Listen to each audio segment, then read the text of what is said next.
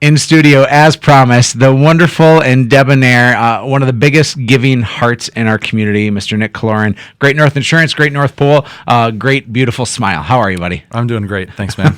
Lots of great happening right now. Nick, I want to get into it right away. Let's not talk about the Great North Pole yet. Let's talk about Great North Insurance. Okay. How, why, what? Because you're doing something special over there. I trust all my business with you, and I want our listeners to know and understand what makes you different. Well, locally owned and still growing. We have an unbelievable team of professionals that want to do everything they can to help out their client. Now, a lot of people can say that, but we do it. We live it every single day. Our team is there, and I hate to say 24/7 because obviously you got to sleep a little bit, but they're answering emails all the time. Their dedication, it's like they own the business, which is it's incredible to have partners and colleagues like that to work with every single day. Yeah. And Great North Insurance has been open now. Is it 7 years, Nick? Just over 9. Just over 9. Wow. Everything blurs together right? at this point. Yeah. And you and your wife and some of your closest friends decided to start something called the Great North Pole Movement a few years ago. What does that look like? Well, it's a 100% volunteer-run nonprofit that we founded. So let's stop there. Before we go, like you go through this super fast because it's like a broken record for you, but 100% volunteer ran. That just doesn't happen, Nick. At least maybe if people are raising a couple $1,000 and that is still a big splash in the places that they donate, but completely volunteer ran. You need to understand that as the foundation here. Now keep going. So yeah, what's awesome about that is that we get to work alongside with other people in the community. They are giving a ton of time, which in my opinion is the most valuable thing we have. I mean, yes, you can give dollars, but to give of your time, to take it away from your work, from your family, from your friends, and to give back in the community is something that's really truly special.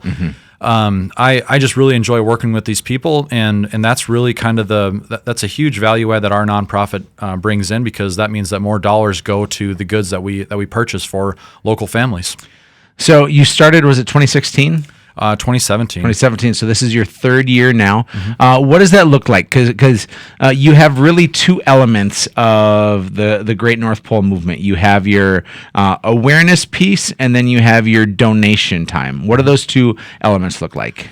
Well, I mean, we work hard to try to invite a lot of people to participate, and the easy way to do it is to engage a lot of local businesses, because then they come out. The new sexy thing is to do team building events with for nonprofits, and we love it because it gives us an opportunity to bring in whether it's 5 people or 50 people from local businesses, depending upon your size.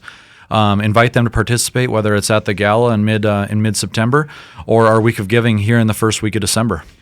So you're doing a lot of B2B type of action, as well as finding individuals that want to raise their hands. Yes. So this last September, you had a gala or a I never know how to say it, but you had it at the Shields Arena on NDSU's campus, I suppose. What does that day look like? Well, it's 2 or 3 days leading up to it of preparatory work that we work with, again, a lot of volunteers. We convert that space, that basketball gymnasium, into an event space. It's a lot of fun. We try to have people when they come through the doors to forget that it's mid-September, and we want them to think about it's Christmas. Because that's when the great giving is going on. That we're distributing the goods, but we want them to feel, community. We want them to feel to be a part of something, and I think that we've done a pretty good job over the last couple of years in doing so. And so this gala that you're running in September, how many hundreds of people are attending? Last year was a little over 750, so it was awesome, not including the volunteers. So it was a little over 800 in the facility that night. It's grown substantially over the last 2 years. We started with the Avalon and outgrew it in the first year, and thankfully we were able to be hosted by NDSU in the Shack. So you're doing some huge things here. And folks, I want to go back to that foundation piece. And those of you tuning in, again, Nick Killoran with the Great North Pole Movement. We have a volunteer foundation, not a single paid staff member on there.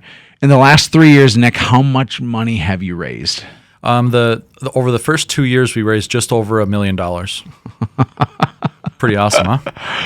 You've raised over $1 million in your first go of this. Yep, three events in the just like I said, just over 2 years. That's crazy. 3 years, 3 events, but really a 2-year time frame when you look at it, because you take September 1 year to September next year. That's 1 year, but it counts as 2. So fantastic work, Nick. I'm amazed to call you a friend, and to see what you're doing is huge. But now we have the week of giving that's coming up. Today is December 1st. We're now looking at your craziest week of the year coming up. What's expected in this community? Well, we're gonna have over 1,100 volunteers that are gonna converge on Bergstedt Brothers in North Fargo. We have over $1 million in product that is sitting out in Bergstedt right now, retail value that we've been bringing in over the last month and a half. We try to kind of give you a visual of it. It looks like a small version, a messy version of Costco. People are driving shopping carts up and down the aisles, shopping for families on all product that we've purchased from the gala. And you're shopping smart. We need to understand that is, if I donate $100 to the Great North Pole, you're taking that $100 and you're buying things at a massive discount, not retail price. You're saving a plethora of money, and so my $100 gets stretched to how far? About $700 worth of goods, somewhere a little bit over. So if I give you $100, you turn it into $700. Yes, sir. Can you do that with my portfolio too? I wish. I would do it to my own first. Thanks for that. So Nick, as we take a look at this now, you have 1,100 volunteers going through shopping, filling boxes, and then on this week of giving, it all gets brought to the community, correct? Correct. And again, not to beat a dead horse, but it's 100% volunteer run. So we have people that are shopping, packing, and then loading up vehicles, and then our delivery vehicles are local citizens in SUVs and pickups taking out these massive moving boxes. It's not like those accounting boxes that you think of when you got a little paperwork to bring home. These are moving boxes that we're carrying out to these families.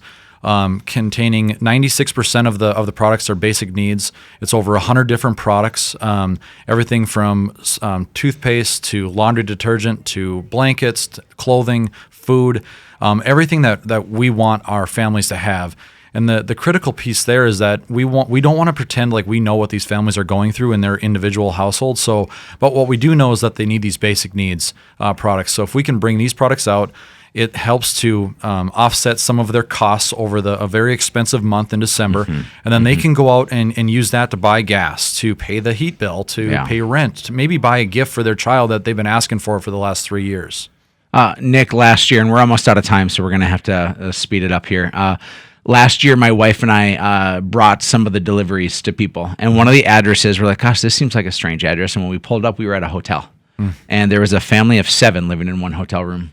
And we brought the stuff there, and it was like there wasn't even room for it because 7 people were living in one small hotel room. And the need and the hurt. And my wife is a public school teacher and tells stories all the time of how much need there is that's out there. And you and your wife, Michelle, and your 1,100 volunteers and your thousands of donators are playing into that need to help out, if even for a moment. So I know you're in need right now of some people's time. There is a big press and a big push to get some volunteers the next couple of days. Where can they go? How do they sign up? Well, if they're a Facebook user, go to our Facebook page, the Great North Pole, and then there's a link that they can click on. If they're not, go to our website, message us, and we'll send that link out to them. Our biggest need right now is on Wednesday and Thursday, so the 4th and the 5th. Through the day, we have, like I said, we have delivery drivers that we need. We definitely need some people that are going to help load boxes in the facility as well. But all the roles are right there online, and we'd love for them to check it out. And even if it's just a couple hours, we'd love to have them help them kind of see what we're doing. Yeah, Nick, thanks for what you do, man. I'm proud to call you a friend, and you're making a huge impact on the community. Again, check out the Great North Pole if you're looking to donate your time or some of your treasure. Man, they need you right now. Folks, we're going to go to break, but in the meantime, swing to hatchrealty.com. This is Real Estate Radio with Erik Hatch.